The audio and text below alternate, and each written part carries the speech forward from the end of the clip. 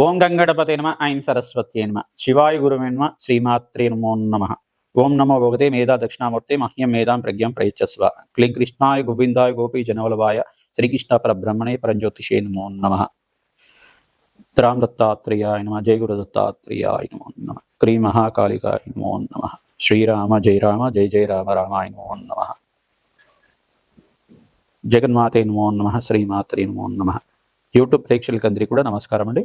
నేను పాలపర్తి గురునాథ్ శర్మ, జ్యోతిషం వాస్తు సిద్ధాంతిని. మీకంతా కూడా గోచారరీత్యా గ్రహాల యొక్క స్థితిగతి కలియిక వాటి ప్రభావం అంతా కూడా ఏ రకంగా ఉంటున్నాయో అంతా కూడా విశ్లేషణ చేసుకోవడం జరుగుతుంది. ప్రధానంగా చూసుకుంటే ఈ రోజున వచ్చిన మన విశేషం ఏంటిదంటే, ధనయోగాలు సిద్ధించాలి అంటే ఏ రకంగా ఈ యొక్క గోచారరీత్యా గ్రహాల యొక్క స్థితిగతి ఏ రకంగా ఉండాలి, జాతకరీత్యా ఏ యొక్క స్థానాన్ని ప్రధానంగా చూసుకుంటే కనుక ధనయోగాలు సిద్ధిస్తాయి, మహాలక్ష్మీదేవి ఆరాధన ఏ రకంగా చేసుకుంటే కనుక శీఘ్రంగా ఆకస్మిక ధనలాభం, ధనయోగాలు సిద్ధించాలి అనే ఒక పరిహారం అనేది చెప్పుకోవడం జరుగుతుంది.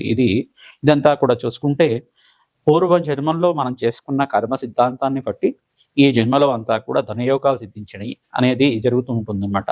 అంటే ఆగామి సూచిత సంచిత ప్రారంభ కర్మలు అని చెప్పేసి అంటారన్నమాట.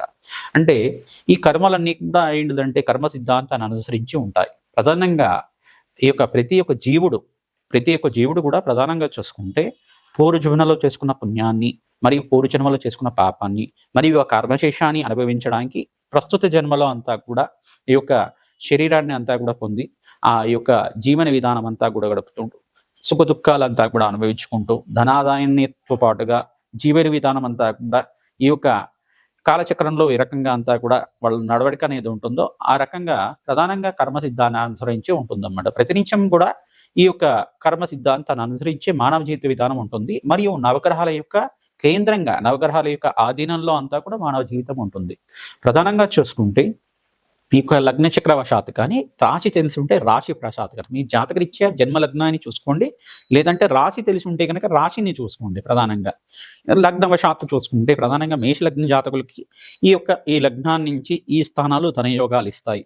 ఈ స్థానాల వల్ల ధనయోగం సిద్ధిస్తుంది. ఆకస్మిక ధనలాభం సిద్ధించడానికి ఏ యొక్క గ్రహాన్ని ఆరాధించాలి, మహాలక్ష్మి దేవి ఆరాధన ఏ రకంగా శీఘ్రంగా ఫలితాన్ని ఇస్తుంది, ఏ రకంగా మహాలక్ష్మీదేవి ఆరాధనలో యజ్ఞాధికృతులు ఏ రూపంలో మహాలక్ష్మీదేవిని ఆరాధన చేసుకోవడం వల్ల విశేషమైన పుణ్య ఫలితం వస్తుంది అనేది తెలుసుకోవడం జరుగుతుంది.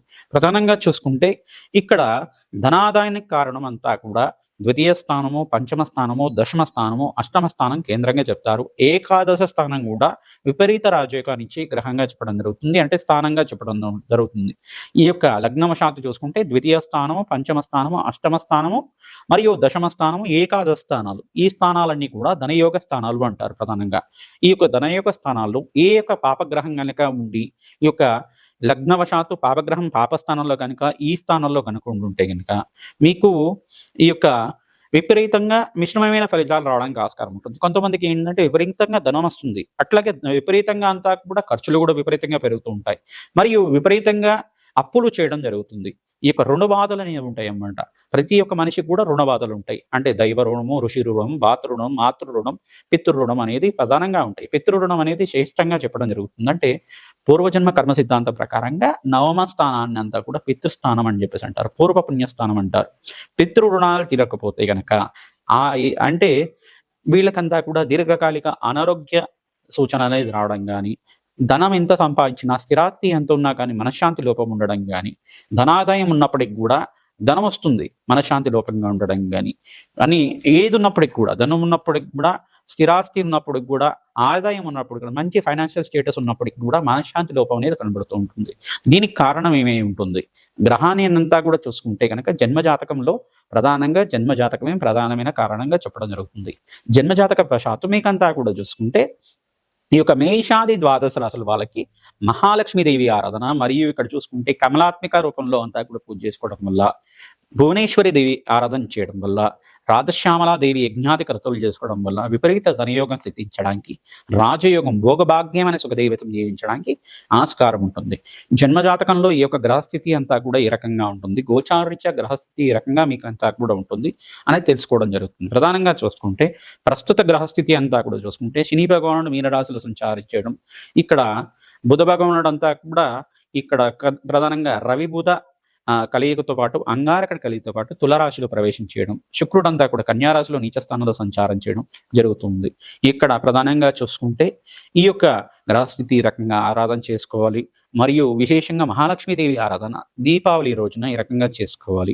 మరియు ప్రతి శుక్రవారం రోజున కూడా మహాలక్ష్మీదేవి ఆరాధన, శుక్రవారం రోజున మాత్రమే మహాలక్ష్మీదేవి ఆరాధన చేయాలా, మిగతా రోజులు చేసుకుంటే మనకు ధనం రాదా అనేది ఇట్లాంటి డౌట్లు కూడా అందరికి కూడా క్రియేట్ అవుతుంటాయి. ప్రధానంగా ఇక్కడ శుక్రుడుకి ప్రీతికరమైన దేవత ఏంటిదంటే ప్రధానంగా శుక్రుడికి అధిష్టాన దేవత అంటారు. శుక్రుడి ఆరాధన చేయడం వల్ల ధనాదాయం పెరుగుతుంది అంటారు. ప్రధానంగా స్థిర ఐశ్వర్యం కానీ భోగభాగ్యమైన జీవితం కానీ అంటే లగ్జరియస్ లైఫ్ అనే జీవితం పొందాలి అంటే కనుక శుక్రుడి అనుగ్రహం పొందాలి.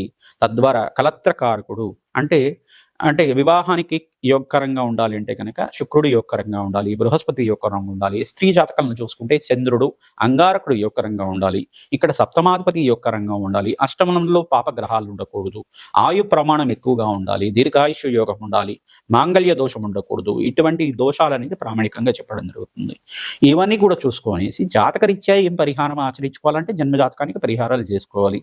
గోచారీత్యా కూడా గ్రహస్థితి ఏ రకంగా ఉన్నది అది ప్రధానంగా చూసుకోవాలి. ఈ యొక్క గ్రహస్థితి అంతా కూడా బృహస్పతి అతిచారంలో మార్పు జరుగుతుంది. ఈ యొక్క స్థానంలో అంతా కూడా యోగకరంగా ఉన్నప్పుడు బృహస్పతి అతిచారంలో ఉచ్చ స్థానంలో మార్పు చేయడం వల్ల ధనాదాయం పెరగడానికి బృహస్పతి అతిచారంలో మార్పు ఏ రకంగా యోగిస్తుంది. శుక్రుడు ఇక్కడ నీచ స్థానంలో ఉంటే ఎటువంటి పరిష్కారాలు ఆచరించుకోవాలి. మరియు ఇక్కడ ప్రధానంగా సూర్య భగవానుడు కూడా బుధాదిత్య యోగంలో అంతా కూడా ఉండి అంగారకుడితో పాటు కలిసి ఉండి ప్రధానంగా మీకు అంతా కూడా చూసుకుంటే నీచ స్థానంలో సంచారం చేస్తున్నారు. ఎటువంటి యోగం ఉంటుంది. ఇటువంటి గ్రహస్థితి అంతా కూడా గోచారరీత్యా ఉన్నప్పుడు కూడా సాధారణంగా గ్రహస్థితి అనేది ఈ యొక్క జన్మజాతకాన్ని బట్టి విశేషంగా చెప్పడం జరుగుతుంది. మీకు ప్రధానంగా చూసుకుంటే తెల్ల ఆవాల్ని తీసుకోవాల్సి ఉంటుంది. తెల్ల ఆవాల్ని తీసుకొని ఒక పసుపు రంగు మూటలో కానీ మరియు ఎరుపు రంగు మూటలో కానీ పింక్ కలర్ మూటలో కానీ ఒక జాకెట్ కూడా తీసుకొని దాన్ని మూటగా చేసుకొని దాంట్లో అంతా కూడా ఈ ఒక తెల్ల ఆవాలు మరియు 6 లవంగాలు 6 ఇలాచీలు మరియు పచ్చకర్పూరం ఇవన్నీ కూడా తీసుకొనేసి ఒక మూటగా చేసుకొనేసి మహాలక్ష్మీదేవి దగ్గర ఈ మూటనంతా కూడా పెట్టుకోవాలి. పెట్టుకున్న తర్వాత ఆ మూటకంతా కూడా షోడశోపచార పూజ చేయడం మహాలక్ష్మీదేవి పట్టం దగ్గర అంటే చిత్రపట్టం దగ్గర అయినా విగ్రహం దగ్గర అయినా కానీ ఆవునైతో దీపారాధన ప్రతి శుక్రవారం పూట, గురువారం పూట మరియు మంగళవారం పూట ఈ పూజలో భాగంగా ప్రతినిత్యం కూడా ఈ వారాలు పాటించాలి. మంగళవారం పూట కానీ మరి గురువారం పూట కానీ శుక్రవారం పూట కానీ ప్రతినిత్యం కూడా పాటిస్తూ ఉండాలి. ఈ యొక్క మహాలక్ష్మీదేవి అష్టోత్తర నామాలతో కానీ రోజా పువ్వులతో కానీ మల్లె పూలతో కానీ మీకు దొరికితే కనుక తామర పూలతో కానీ ఈ యొక్క విశేషమైన షోడశోపచార పూజ చేయడం, కుంకుమార్చన చేసుకోవడం, అమ్మవారు విగ్రహం కానీ రూపు కానీ రూపాయి కాయిన్స్ కానీ తీసుకొనేసి ఈ యొక్క ప్రధానంగా చూసుకుంటే 24 కానీ 18 కానీ రూపాయి కాయిన్స్ కానీ అవకాశం ఉంటే 108 రూపాయి కాయిన్స్ కానీ ఈ యొక్క రాగి నాణాలు దొరికినా కానీ ఇంకా విశేషంగా ఉంటుంది. ఈ యొక్క నాణాలకంతా కూడా మహాలక్ష్మీదేవి ఆరాధన చేసుకోవడం, గంధము పసుపు కుంకుమతోటి అర్చన చేయడం, అంతా కూడా కుంకుమార్చన ఆచరించుకోవడం, వేద పండితులతో కానీ ఋత్వికులతో కానీ ప్రతినిత్యం కూడా నెలకొకసారి శ్రీ సూక్త పారాయణను ఆచరించడం వల్ల విశేషమైన పుణ్యయోగం సిద్ధిస్తుంది. అష్టేశ్వరి యోగము భోగభాగ్యమైన సుఖ జీవితం జీవించడానికి ఆస్కారం ఉంటుంది.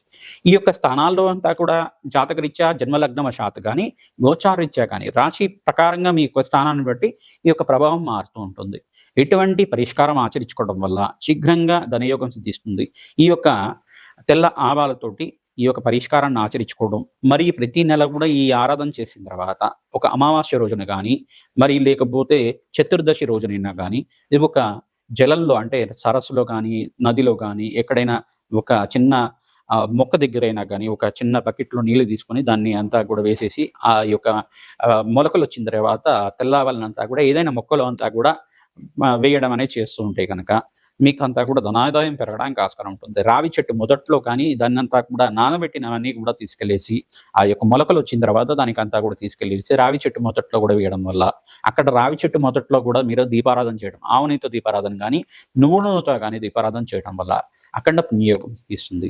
ఈ వారాలు పాటించాలి. తద్వారా మహాలక్ష్మి స్థిర నివాసంగా ఉండడానికి, అదృష్ట యోగం కలిసి రావడానికి, ఆకస్మిక ధనలాభం కలగడానికి ఆస్కారం ఉంటుంది. ప్రతినిత్యం కూడా ప్రతి నెలకి ఒక 3 సార్లు 3 మంగళవారాలు కానీ 3 గురువారాలు కానీ 3 శుక్రవారాలు కానీ మీకు ఏదైనా ఒక వారాన్ని ఎంచుకోండి. లేదు 3 మంగళవారాలు చేస్తాను, 3 గురువారాలు చేస్తాను, 3 శుక్రవారాలు చేస్తాను అనుకుంటే కనుక ఆ రకంగా కూడా చేయొచ్చు.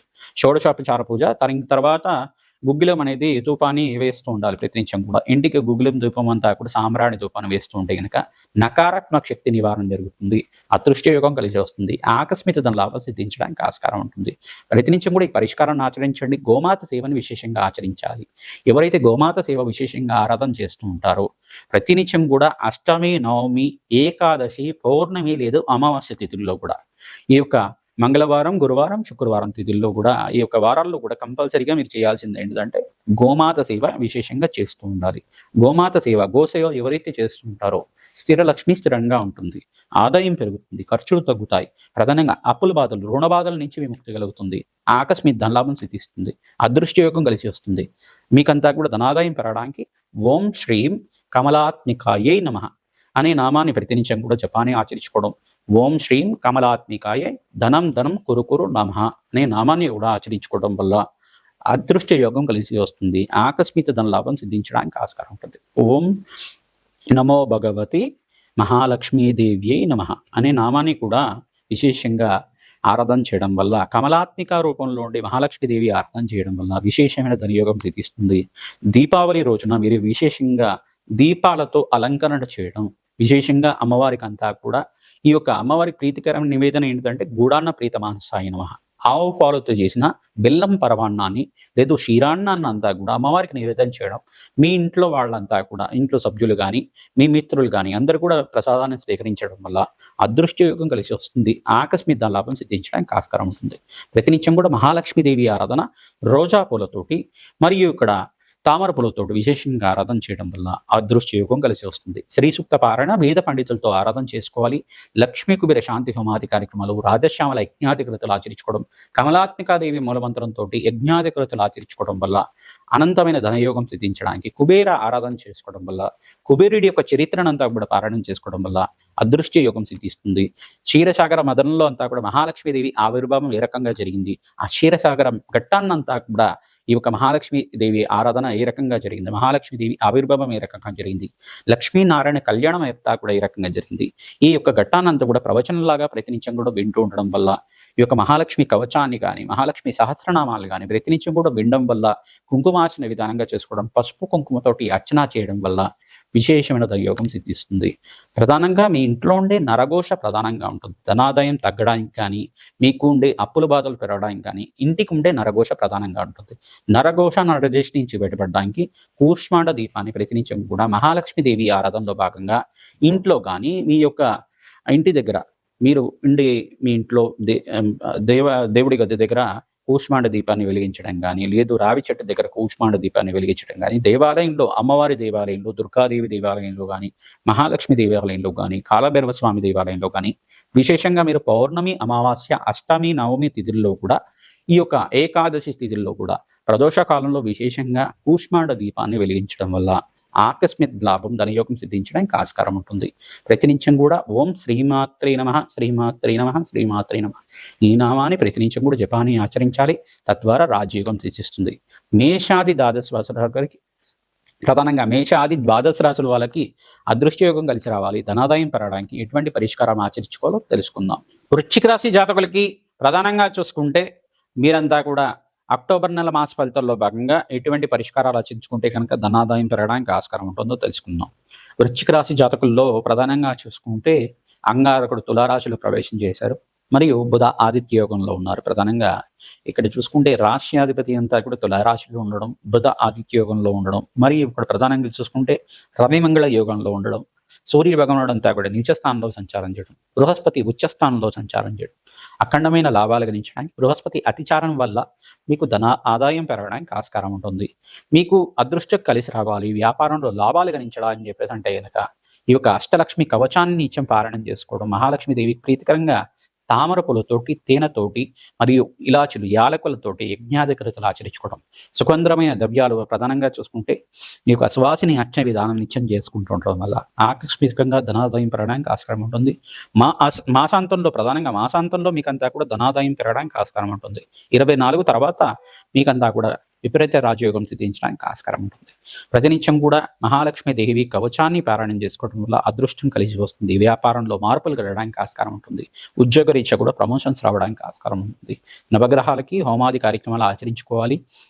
పరమేశ్వరుడికి ఈ యొక్క నారేడు అంటే ప్రధానంగా చూసుకుంటే నారికేల జలంతో అంతా కూడా పరమేశ్వరుడికి అంతా కూడా ప్రీతికరంగా నారికేల జలంతో అభిషేకాది కార్యక్రమాలు చేసుకోవడం, పరమేశ్వరుడు ప్రీతికరంగా చెరుకు రసంతో అభిషేకాది కార్యక్రమాలు చేసుకోవడం, పసుపుతో అభిషేకం చేయడం, గంధోదకంతో అభిషేకం చేయడం, గంగా జలంతో అభిషేకం చేయడం వల్ల ఆకస్మికంగా ధనయోగం ధనాదాయం పెరగడానికి ఆస్కారం ఉంటుంది. అదృష్టం కలిసి వస్తుంది.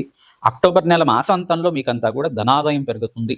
అదృష్టం కలిసి వస్తుంది. మీకంతా కూడా ప్రధానంగా పరమేశ్వరుడు ప్రీతికరంగా అన్నాభిషేకం చేసుకున్న వాళ్ళకి అప్పుల బాధల నుంచి బయటపడతారు. మీరంతా కూడా మంగళవారం రోజున కానీ, ఈ యొక్క త్రయోదశి రోజుల్లో కానీ, మరియు అమావాస్య రోజుల్లో కానీ అన్నాభిషేకాన్ని పరమేశ్వరుడికి చేయించాలి. తద్వారా రాజయోగం సిద్ధిస్తుంది. అదృష్టం కలిసి వస్తుంది. విపరీత ధనాదాయం పెరగడానికి ఆస్కారం ఉంటుంది. దీపావళి రోజున మీరంతా కూడా ఆవునేతో దీపారాధన విశేషంగా ఆచరించుకోవడం, ఆ దీపానికి అంతా కూడా పసుపు రంగు అంటే పసుపు కుంకుమ గంధంతో అలంకరణ చేసి అమ్మవారికి అంతా కూడా ప్రీతికరంగా పువ్వులతో అలంకరణ చేయడం, కుంకుమార్చన చేసుకోవడం విశేషమైన ధనాదాయం పెరగడానికి ఆస్కారం ఉంటుంది. లక్ష్మీ కళ్యాణం అంటే లక్ష్మీ కళ్యాణం అంతా కూడా ఏ రకంగా జరిగింది, లక్ష్మీనారాయణ కళ్యాణం అంతా కూడా ఏ రకంగా జరిగింది, ఆ యొక్క క్షీరసాగర మదనం అంతా కూడా ఏ రకంగా జరిగింది, మహాలక్ష్మీదేవి ఆవిర్భావం ఏ రకంగా జరిగింది, ఆ ఘట్టానంతా కూడా పారాయణం చేసుకోవడం వల్ల అదృష్టం కలిసి వస్తుంది. అప్పుల బాధల నుంచి బయటపడతారు. ధనాదాయం పెరుగుతుంది. శ్రమతో కూడిన సంపాదన పెరుగుతుంది. ఆకస్మికంగా ధనాదాయం పెరగడానికి ఆస్కారం ఉంటుంది. గోమాత సేవలో భాగంగా బొబ్బర్లు, శనగలు, ఉలువలంతా కూడా నానబెట్టి గోమాతకి తరచుగా సమర్పిస్తూ ఉండాలి. 21 ప్రదక్షిణాలంతా కూడా గోమాతకి తరచుగా ప్రదక్షిణాలు చేయడం వల్ల రాజయోగం సిద్ధిస్తుంది. రాజశ్యామల యజ్ఞాది క్రతులంతా కూడా పాల్గొవాలి. మీరంతా కూడా రాజశ్యామల హోమాది కార్యక్రమాలు పాల్గొనడం వల్ల అదృష్టం కలిగి వస్తుంది. కమలాత్మిక దేవి మూలమంత్ర సహితంగా శ్రీసూక్త హోమాన్ని చేసుకోవడం వల్ల రాజయోగం సిద్ధిస్తుంది. ఆకస్మికంగా ధనయోగం కలగడానికి ఆస్కారం ఉంటుంది. శ్రీమాత్రే నమః.